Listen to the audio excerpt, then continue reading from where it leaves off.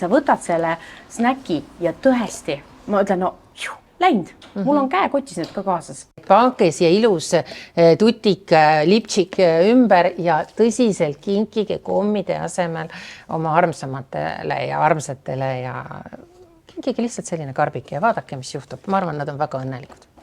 Aitäh sulle, Sandra, selgitamast.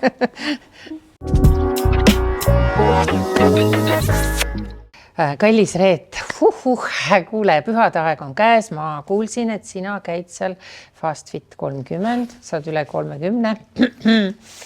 See ei ole sellest see nimetus, see on ikkagi just, et protseduure on nii palju või tegelikult täpselt saab sellest rääkida Kadi Tedremäe, kes on siis Minu kallis keha looja ja tema on need paketid kõik kokku pannud ja tegelikult ma ise ka lõpuni aru ei saa näiteks, kuidas see krüolipolüüs toimib. Oot, krüolüüs.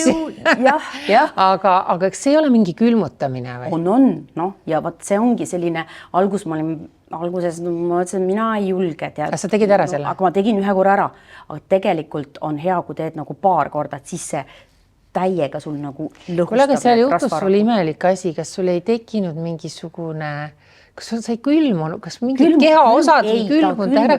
Aga see on selline tunne alguses, et sa nagu katsud, sul nagu see ei ole sinu nagu kõht, mida sa tegelikult ei tahagi ja see ei olegi nagu enam sinu kõht. Ja seda nagu ei ole. Ma ei saa mitte midagi aru. Kutsume siia nüüd inimese. Kadi, tule siia, räägi. Mina pean nii kaua, kuni sa siin maha istud, ikkagi küsima sellist asja. Mäletad, eelmises saates rääkisime ka sellest põgusalt oli. Mina siin kardan igasuguseid asju, Reet testib minu eest ära kõik asjad ja siis alles mina julgen teha. Nii kui sa sellest krüpto asjast rääkima hakkasid, siis ma teadsin, et oh my god, mul tuli ju meelde, et Linda Evangelista, suur supermodell siis, tegi ka seda ja see päädis sellega, et ta kaebas kogu selle ilusalongi kohtusse, ütles, et ta hakkas ohjeldamatult laienema, igas suunas laiali valguma ja et see võis olla nüüd selle see hooldus põhjustas seda. Ehk siis see mingisugune see külma asi. Kõigepealt räägi ära, ütle see nimi õigesti nagu. Krüolipolüüs. Krüo. No teeme niimoodi krüo. Krüo, just. Jah, ärme hakkasin. Nii, see on krüo ja see on ikkagi, sa külmutad inimese ära. Kas paned ta kuhugi kapslisse siis või ei saa mitte midagi aru? No tegelikult on, võtame siis järjekorras, krüo on siis lokaalse rasva kogumiku külmutamine miinustemperatuuridega ja me kasutame siis tehase poolt ette antud kraade ja see on -5. Ja -5-ga siis me paneme sulle sinna koha peale, mis sind häirib, näiteks lõualune, rinnaud ja padjad, kõht, sangad, põlve siseküljed, reied, meestel teeme rindasi, naistel rindasi ei tee, naised panevad rindasi, võtavad rindadest lahti saada ja siis me paneme siia sellise külmakaitsemembraani, paneme selle anduri siia peale ja kõik, mis ta sinna andurisse tõmbab, sellest 30% rasvarakkudest hävineb lõplikult. Sellega on selline lugu, et peale 22 eluaastat või kuskil seal lähedal, siis rasvarakud enam ei paljune, vaid nad teevad joo-joo efekti meie kehas. Et kui sa võtad kaalus juurde, siis see rasvarakk suureneb, kui sa võtad kaalus alla, siis ta väheneb. Mul tuli see meelde, et kui sa süstid neid rasvarakke, pannakse ju oma rasva huultesse ja niiviisi ka ja mõtted, kui sa võtad siis juurde, sul hakkavad huuled ka kasvama. Paisuma. Jaa, saad sa aru. Ja need rasvarakud, kes siis saavad seal külmakahjustuse, ehk et rasvarakus tekib selline põletilikuline reaktsioon, ta paisub, läheb katki ja tuleb siis lümfi kaudu välja, ehk et pissil käimine, higistamine, kõik siis aitab kaasa. Nüüd see Linda lugu. Linda lugu on väga huvitav lugu, et kui ma siis nüüd tõepoolest seda siin kõhuanduriga külmetan, et kuidas võib juhtuda selline asi, et inimene võtab üle terve keha kaalus juurde. Kas see oli sama aparaat või tehnoloogia? Ta selles mõttes, et see lugu on krüo tulemusel võib teatud juhtudel, see on 0,05% tõenäosus, et sul tekib see pah ehk et siis rasvaraku suurenemine, aga see tekiks lokaalselt, mitte üle terve keha. Ja Linda üle terve keha. Ehk et ta ju peitis ennast aasta aega, aga aasta ajaga on võimalik ennast üsna suureks süüa, juua, mille kõik annes on ju. ja tal oli ikkagi vanus ka, ehk et ta oli juba menopausi jõudnud, kus kõik hädad meil pihta hakkavad, nii et see on selline, me võime ju süüdistada kõiki, on ju, et aga krüoga on jah selline lugu, et see 0,05% on tegelikult 15 inimest miljonist, mille tõenäosus on nagu väga-väga väike, et me oleme täna teinud üle 2000 inimese Eestis, et ma ei teagi, kumbal poole seda sülitama peab, et ühtegi sellist juhtumit ei ole. Krüol kindlasti on selliseid, ütleme, raskemaid tagajärgisi ka, kui hooldust ei tehta korrektselt, kui see külmakaitsemembraan ei ole paigaldatud korrektselt või siis on ta ebakvaliteetne, siis võib tekitada kuni 4. astme põletuse.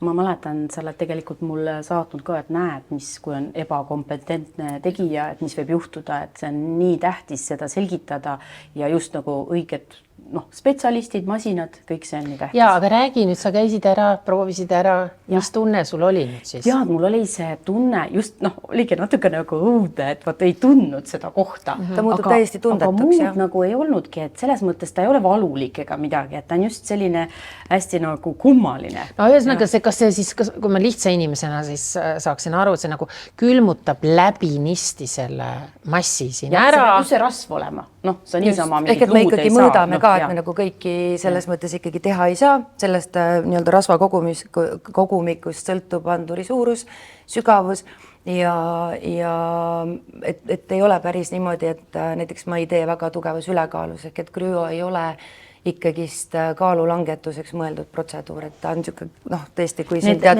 väikesed Michelini rõngas.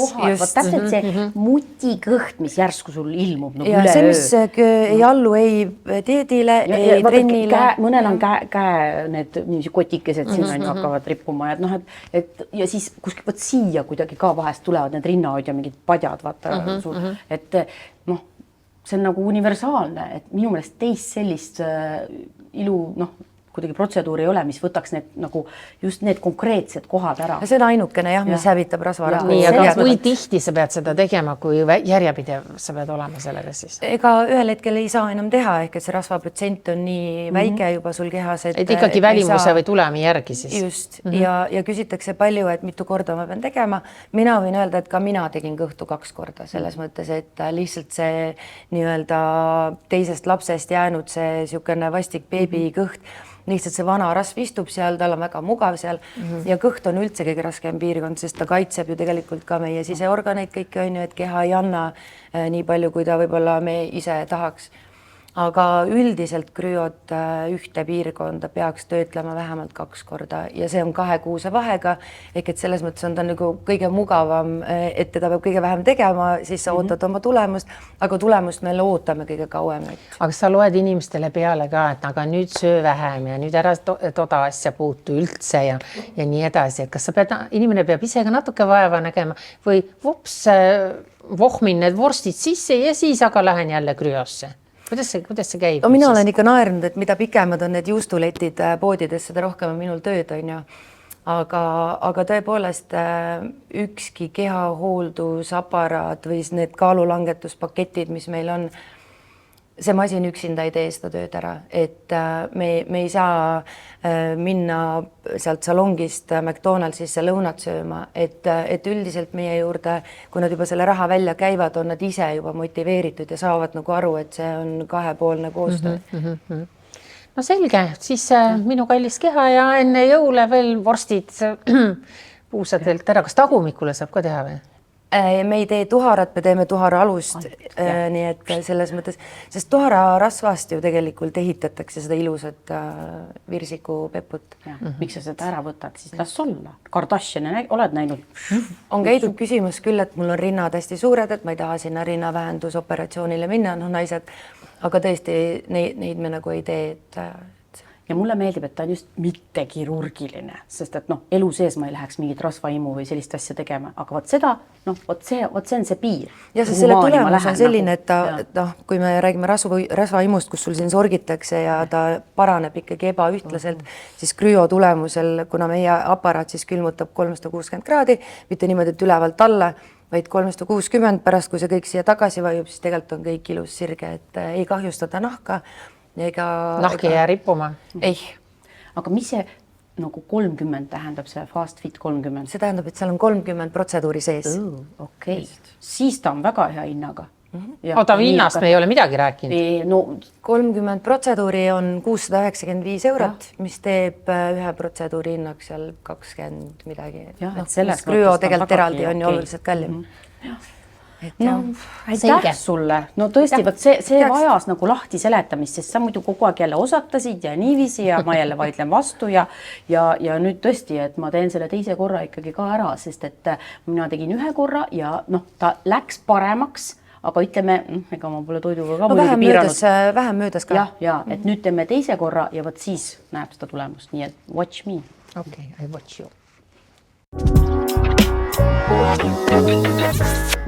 Aga tead, mis Anu, ma tahtsin sulle avaldada ühe jälle oma katse tulemused, et sa tead ju, et ma proovin igasuguseid uusi asju ja nüüd sattus mulle ette sellised probiootikumid, mis on siis nii tõhusad, et nad on isegi kasulikud ja nagu abiks, kellel on, ma ei tea, seal lekkiva soole sündroom ja kroonitõbi ja nii edasi, aga mis nad teeb